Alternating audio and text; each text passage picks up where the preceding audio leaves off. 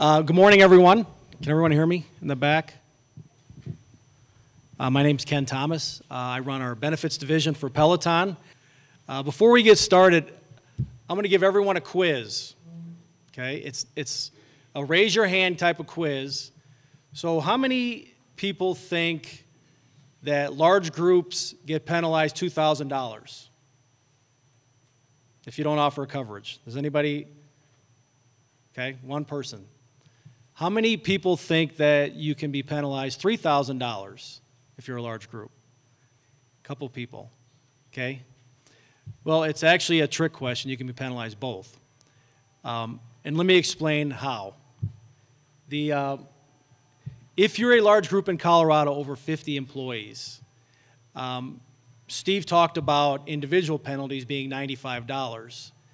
The group penalty is a little more substantial than $95. If you don't offer coverage in your large group, it's $2,000 penalty. So as an example, you've got 100 employees and you don't offer health coverage next year. They take off the first 30. I'm not sure where they get that number, but it's 70 employees times $2,000. That's a big number, okay? The $3,000 would be if you offer coverage, but it's not affordable or doesn't meet the minimum actuarial value. Steve talked a little bit about the bronze, silver, gold plan, that type of thing. It has to be a 60% minimum actual value for the plan to work for healthcare reform. So as an example, I've got 62 employees. I offer affordable cover or minimum value, 60%, and my employees pay $2,500 per year. So everybody got that? 62 employees, I'm over 50, $2,500, so the employee's paying basically $208 per month. So 7 of the people in the group, they make less than $20,000, okay? So 7 people make less than $20,000. To make it affordable, the employee contribution has to be 9.5% of the employee's income. So if you took the 7 people, they pay $2,500, 9.5% is basically $1,900. So let's say 5 of my employees go to the exchange that Steve talked about. They got a tax subsidy. The employer gets penalized $3,000 times those 5 employees because they got a tax subsidy. So what Peliton is doing in helping our clients, especially large group, is we're going out and visiting with our large group clients. We have a tool or a calculator that we basically put data into, and we sit down with them and say, is your plan meet minimum value, and is it affordable? Small clients we're just meeting with at renewal time, kind of walking through the new regs, and trying to come up with a strategy that's going to help them in 2014. Sometimes we've made changes ahead of time, sometimes, and we may wait till 2014. So that's kind of what we're doing to help with this. Okay, let's see if this works. This red circle represents your premium, okay? All these little circles around it are the new rules and regs and taxes and fees that's going to come out in 2014. And I'll apologize up front. I know the little circles are kind of hard to see in the back. But the little circles are things like actuarial value, essential health benefits, no medical underwriting, guarantee issue, adjusted community rating. So all of these little circles or issues or regs that's coming out in 2014, they're pulling and tugging at your premium, which means basically your premium is going to get bigger, okay?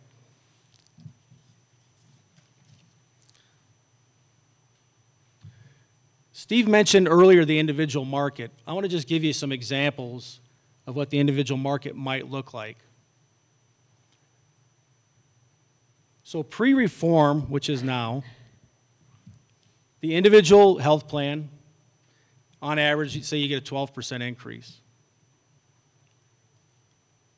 Post-reform, You have the average rate increase of 12%. Now you have new taxes and fees on top of that. And now you have a rules and rating change. So when we talked about no medical underwriting, guarantee issue, that's going to represent a huge rate increase potentially. So let's think of that. Today, I go in to get an individual plan, and I have to fill out health questions, right? I can be denied, I can be rated up, or I can get coverage. The guarantee issue and no medical underwriting will potentially increase the individual market 100 to 200%. That's a big number. Let's talk about small group real quick. So pre-reform, they're saying average rate increase is 15%. Okay? Post-reform, we've got average rate increase. On top of that, we have taxes and fees. Can't get away from that. Product.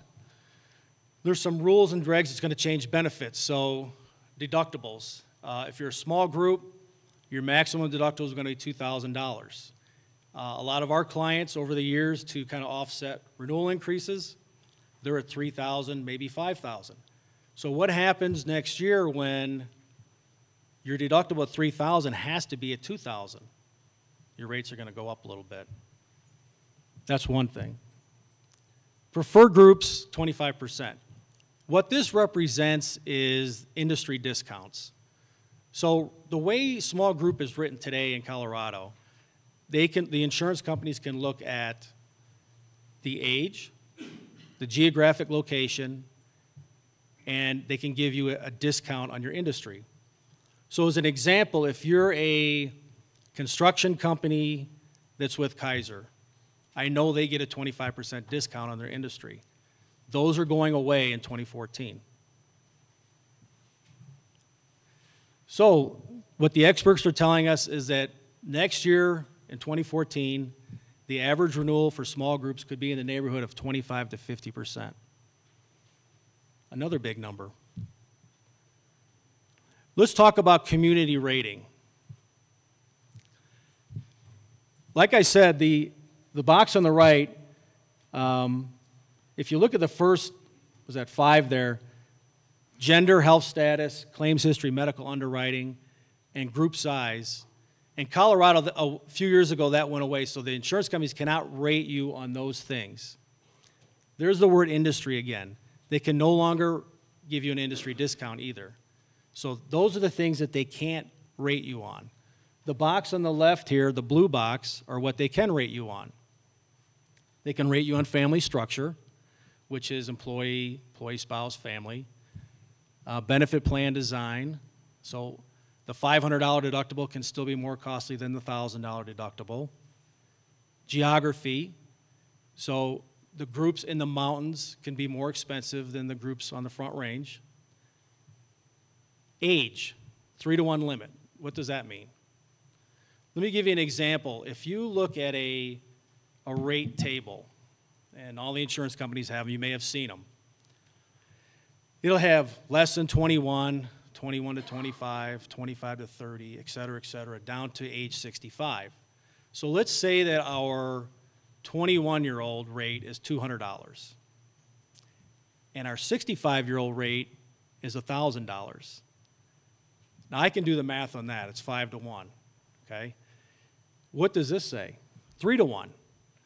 So what's got to happen is the younger age, remember that's 200, let's say we move that to 300. So if it's 3-to-1, what happens to the older age? They have to go down. So the $1,000 for the 65-year-old is now $900. So there's 300, 900, there's your 3-to-1 ratio. Okay, does that make sense? It doesn't, but that's the way the rule is going to be. The last one there is tobacco use. So the 1.5-to-1 basically is saying if you use tobacco, and I don't know if it's marijuana, tobacco, or what the rules are going to be, I haven't seen them yet, but you can get a 50% increase. Now, that's just the employee, it's not the group. So I guess that's the good news. So if someone's 58 years old, they use tobacco, their individual rate can go up to 50% higher than the normal rate. Okay? Not the whole group, but just the individual.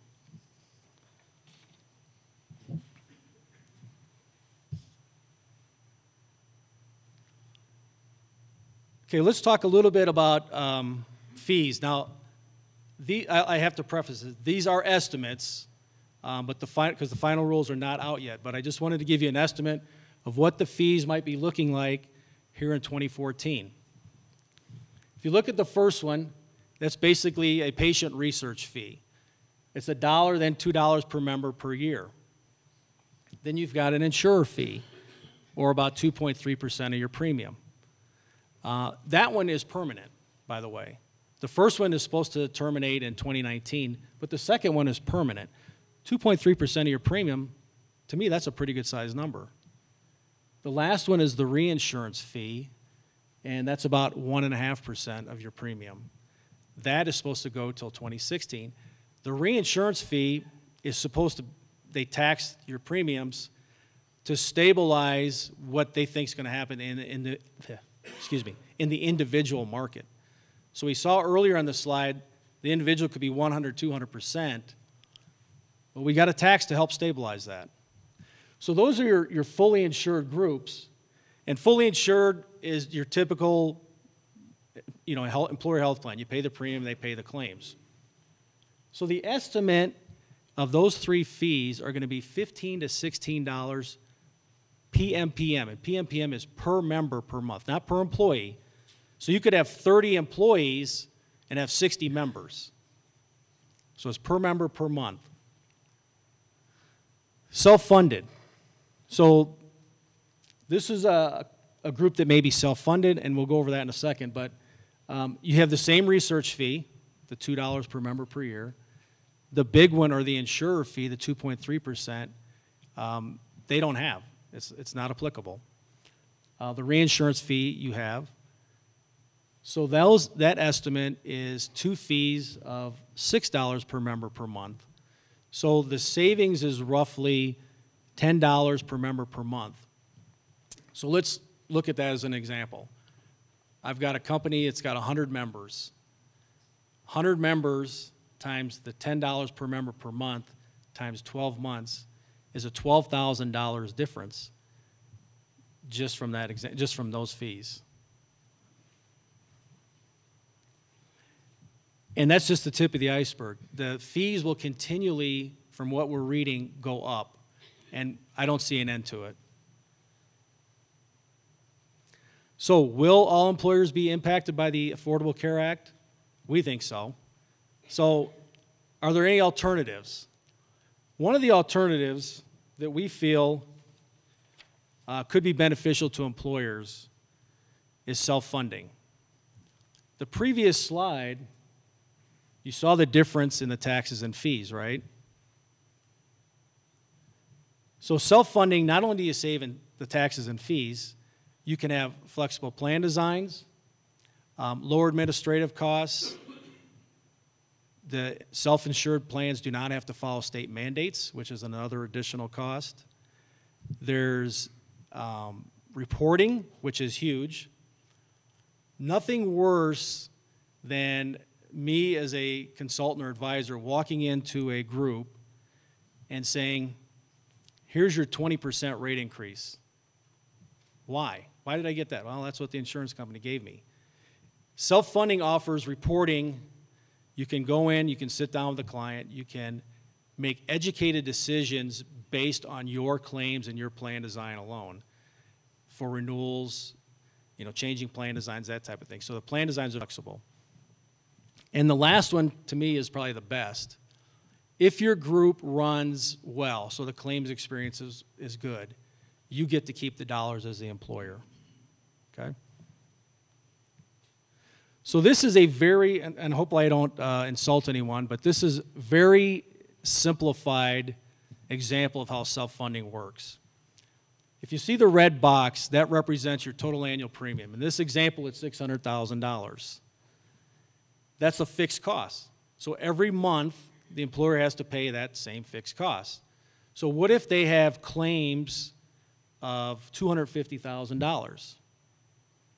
Who keeps that additional money in the premium? The insurance company, right? Okay.